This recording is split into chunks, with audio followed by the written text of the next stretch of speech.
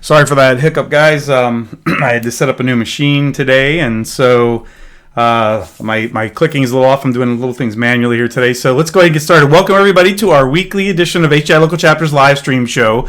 As usual, I'll talk about our show sponsor, Robert Half. They are a talent solutions firm and a leading provider of technology professionals needed to build, deploy, and operate technology in the cloud and digital world. And they do this by placing highly skilled IT professionals either on a contract, project, or even a full-time permanent basis. And their goal is to help you keep your businesses going. So you can go online and you can browse for available candidates, you can search for jobs, or you can look for some valuable information on career and hiring insights at roberthalf.com/technology. All right, let me switch over. All right, so today our guest is the one and only Jimmy Sanders. Now, Jimmy, you're one of the biggest guests we've had on our show, man. Jimmy is the head of information security at Netflix DVD. Jimmy has spent his career creating holistic and innovative security programs, as well as learning security ideas from some of the industry's brightest minds. And I got to tell you, from talking to him in the pre-show, he's one of them. But in addition to his duties at DVD.com, Jimmy currently serves as the San Francisco Bay Area chapter president of the Information Systems Security Association. For you cybersecurity guys, ISSA, right? He's also been a keynote speaker at events like Black Hat, RSA, Secure World, and InfoSec World, just to name a few. Now, Jimmy's got big rap sheet there on what he's got going on. So what we're going to do is we're going to put it in the show notes because it's just due diligence. We owe him that much, right? Because I want everybody to see that too, Jimmy, so they know like what they can do when they get into the information security world. So, hey, Jimmy, welcome to the show. Oh man, it's great to be here. Thanks for having me. So before we get started, I got to ask you this. You mentioned in the pre-show that this was Cybersecurity Month, October. And I know this, right? I've worked in the industry, but I got to ask you, like, why Halloween? Why would they do it for trick or treat? I mean, seriously. Because if you know anything about security people, we always play inside jokes on each other. That is so true. So let's get started. You know that we have a brief show here. We try to keep it snackable. So let's talk about, like, you know, what led you into cybersecurity or information security, and how'd you get where you're at? So I used to be the person who I always wanted to be in security, but I always thought it for the smart people. So when I was growing up, I used to work on my Texas Instruments computer, programming in BASIC, but I lived in Texas, so there are no computer jobs in Texas. So I finally moved out to California, started taking a couple of computer classes, and then all of a sudden, I realized that I love it. And so I went from taking a few computer classes to getting an associate's in computer science. And then I was working as an IT manager. And before this happened, remember I told you I was always a nerd. I used to read the FRAC articles. And I always thought that FRAC was the legendary hackers. They were doing the phone freaking and all the stuff that nobody could do to me. If you made it FRAC, that means you were the legend. And so I was like, I could never do that. And then all of a sudden, one of my CIOs was walking around with a resume, and it was for a security engineer. And I said, let me look at that.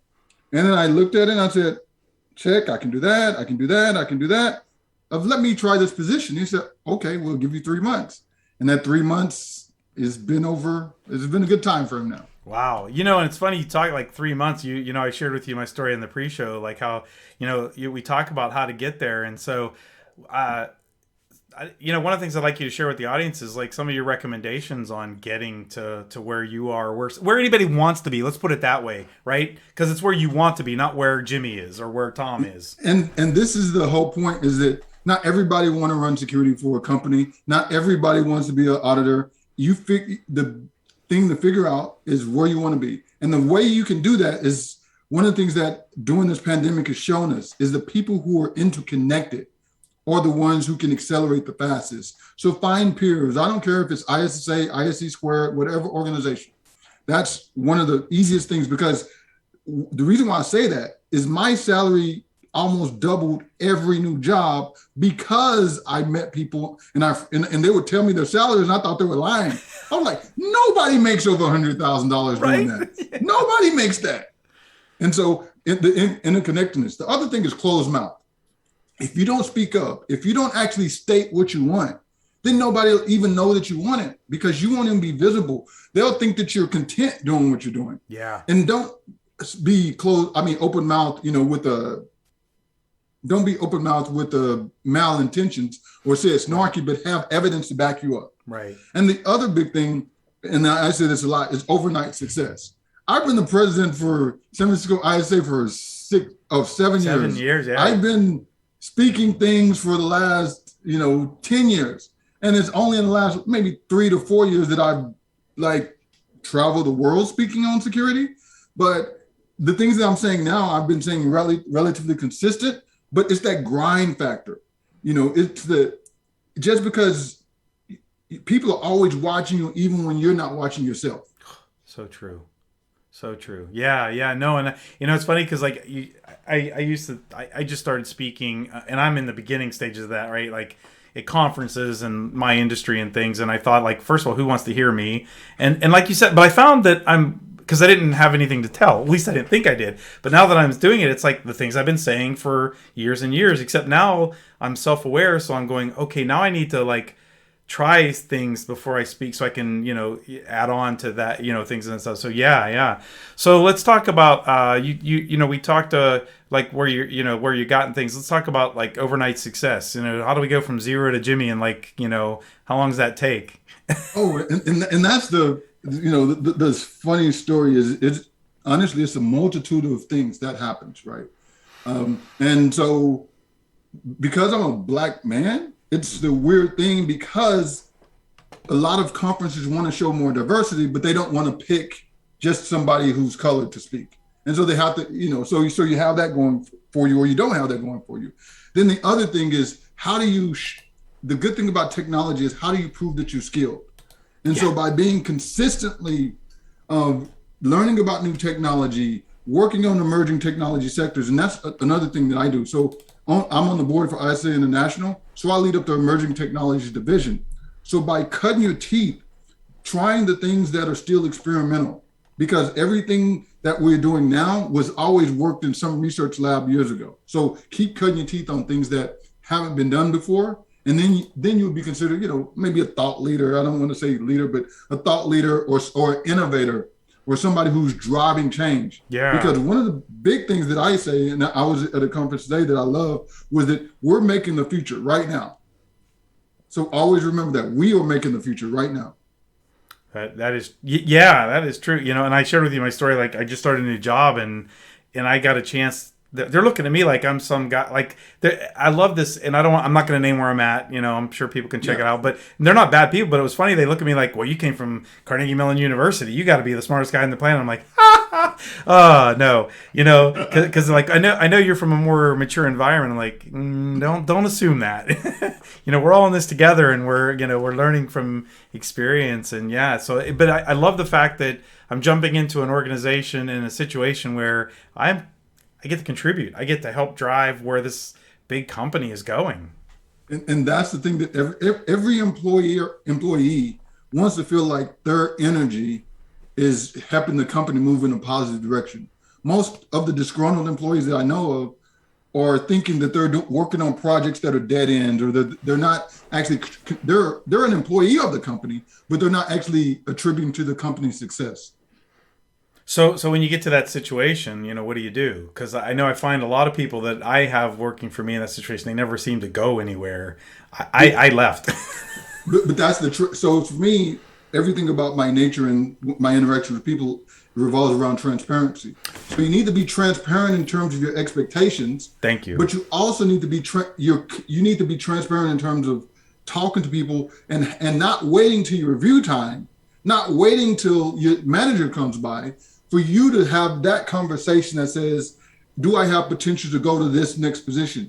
And your manager may say yes, but you can tell by what projects you're given if that's a true yes or that's a fake yes. When you find out you're getting fake yeses, then you leave the company. Well, and mine was a no.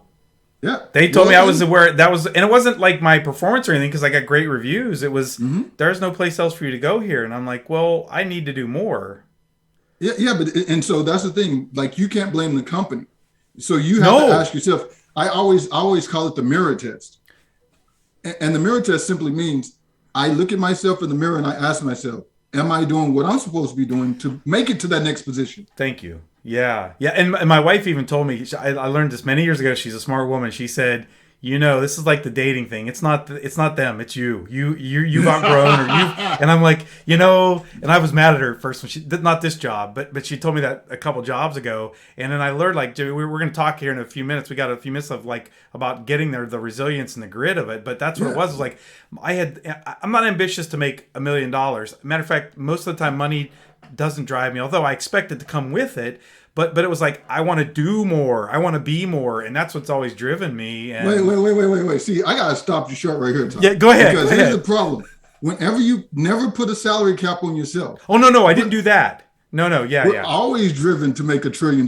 Well, I just meant though, if I go for that big job and strive for that, and I can ask for that, I'm not staying at the same place and the same level. You want to know the joke though about that? A lot of my CISO friends, the joke is a lot of developers make more than actual heads of security make. Yeah, wow. So interesting. I'm gonna have to remember that. I will say my latest move was satisfying in that regard. hey, I know what you mean. I don't know if it was COVID or the fact that I had maybe another interview scheduled for a different place, and but anyway. So let's talk a little bit let's move on to that, like talking about getting there. Like you mentioned to me resilience or grit, and getting there and how important that is. And we talked before the show about the book Grit, because I know Olivia mentioned it last week, and it was an interesting book. But what's your take on being successful or getting there? So for me, there are two levels of success, right? You can have the emotionally fulfilling level of success, but that doesn't pay the bills if you have a family. And then you can have the real financial success that can change your life. And so that book, Grit, is an amazing book if you already have the financial success and the means to live out your dream and pursue that passion. But one of the things that I tell people is find a way to incorporate your passion into something that can actually help change your family's lifestyle. Technology has changed my family's lifestyle, not necessarily my lifestyle. So, and we want to elevate our community. We want to elevate the people around us, because grit sounds good when you take it in a self-isolation standpoint. But when you try to incorporate the people around you, your community, it becomes more than you. So sometimes grit means I'm not necessarily going to choose my true passion. I may choose something that I don't hate. I would take that back. Not even don't hate, but I still like it. Yeah. But until I can get to the position where I'm making the waters for a lot of people around me float as well, I'm gonna, keep plugging away. So I think what I hear you saying is like, my ambition to be a Twitch and YouTube star isn't gonna pay the bills, so I need to find, my next true passion. No, and that's the crazy thing about though passion. Yeah. Some of the unintended consequences of following your passion will make you successful, like the person who started Twitch. Yeah, Justin, absolutely. Right? Yeah. Yeah, well, it's funny because I got into technology and I ended up liking. I had a boss tell me this once, and I thought she was just off the wall. She said, "You're a natural leader. We need to put you in a management position." I'm like, "What?" But so it did it. The consequence of it is like I got into being in leadership, and like I'm on day 3 of my job today, day 3, and already I've got my team coming to me and like wanting to know and asking me for that. I'm like, whoa, guys, man, I'm still the new guy here. But it was like, I guess they just, it's true. It just drives me to do, and like, by the way, it's driving me to do presentations and speaking and mentoring. Mentoring is a lot giving back. So it's been wonderful, and quite frankly, you inspired me even before the pre-show, because we were chatting about my new role, and I'm like, every time you said something, like, oh man, I gotta write this down, man, this is good stuff. So gotta thank you for that too, man. Like I said, I'm not in security, but I am kind of in my new role. I'm very attached to security at this place. But when I'm talking to people now, it's not about security, because technology and security is going to be ubiquitous throughout our whole whole environment. Yeah. So how is we're ensuring that our technology is, so the new term, not new term, but the term we use, if you don't want to use the word security, we use rugged. Rugged. I'll have to try that on my security guys there tomorrow. Awesome. Well, listen, Jimmy, we are out of time. It's like we filled that 15 minutes up each, and I think we didn't even talk about a whole. We don't have to have you on again. Your schedule willing, of course. But I want to thank you for being on the show, taking time out of your schedule, and this was extremely enjoyable. So again, thank you. Thank you for having me. Yeah, no, and I want to thank our guests, our audience for watching today. You can find us on hdilocalchapters.org, and please share this video. We're going to put this up on YouTube probably, since I got a new job. I normally do this on Thursday mornings, but my hours have changed, and I might have to